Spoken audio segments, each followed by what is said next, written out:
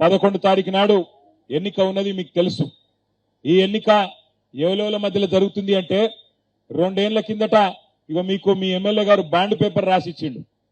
Bond paper మీ bond paper ఎమ్మెల్యేకు 10 ఏళ్లు అభివృద్ధి చేసిన బీఆర్ఎస్ కు మధ్యలో ఎలక్షన్ జరుగుతుంది. ఏం రాసిచ్చిండు ఎరికేనా బాండ్ పేపర్లా?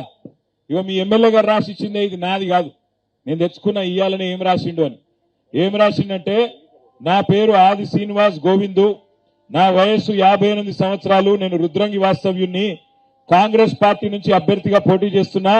ఈ సందర్భంగా నా నియోజకవర్గ ప్రజలకు ఈ విధంగా ప్రమాణం చేస్తున్నా. ఏం ప్రమాణం చేసిండు?